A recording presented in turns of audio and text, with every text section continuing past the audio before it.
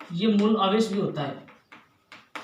ठीक है, तो आवेश का जो क्वांटीकरण है उसके अकॉर्डिंग क्या है कि आवेश है वो क्वांटाओं के रूप में, पैकेट्स के रूप में ही रह सकता है। ठीक है, इसके अलावा आवेश पॉसिबल नहीं है। ठीक है ना। हाँ, तो Q equal to plus minus n का मतलब है Q की वैल्यू है वो 1.6 × 10⁻⁻⁰ कूलाम के रूप में आवेश दे सकते हो। दूसरा है 2 × 10⁻, फिर 3, 4, 5 है, तो n इक्वल टू कोई संख्या 1.2, 1.3। ठीक है, n इक्वल टू 1.2, 1.3, 1.4 ये पॉसिबल नहीं है। n का मान हमेशा यही होना चाहिए। इसी रूप में आप किसी को आवेश दे सकते हो। प्लस आवेश देना है आगे प्लस लगाओ, माइनस आवेश देना है आगे माइनस लगा दो, गुणा 1.6 × 10⁻⁻⁰ कूलाम। ठीक है, नेक्स्ट है आवेश के गुण में आवेश की अचरता। अचरता से मतलब है आवेश एक अचर राशि होती है। अचर राशि का मतलब कि उसका मान फिक्स होता है, वो कभी भी नहीं बदलता। किसी भी कंडीशन में आवेश का मान जो है वो नहीं बदलता।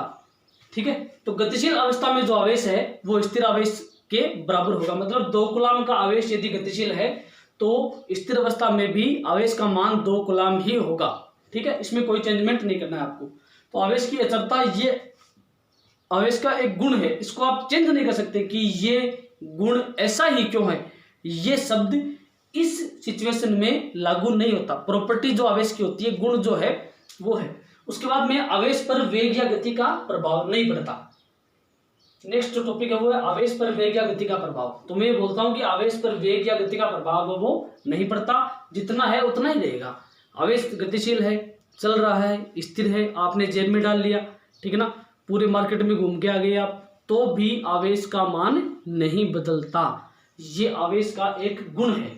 गतिशील अवस्था में आवेश को जेब में डाल के आप भग गए, ठीक है ना, भग रहे हो दूसरी जगह, जोर से दौड़ लगा रहे हो, ठीक है ना, जिम में चले गए, तो किसी भी सिचुएशन में आवेश जो है उसका मान चेंज नहीं होता।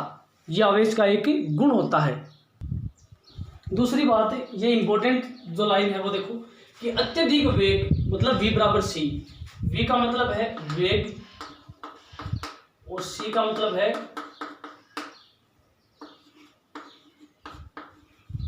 ठीक है ना प्रकाश वेग।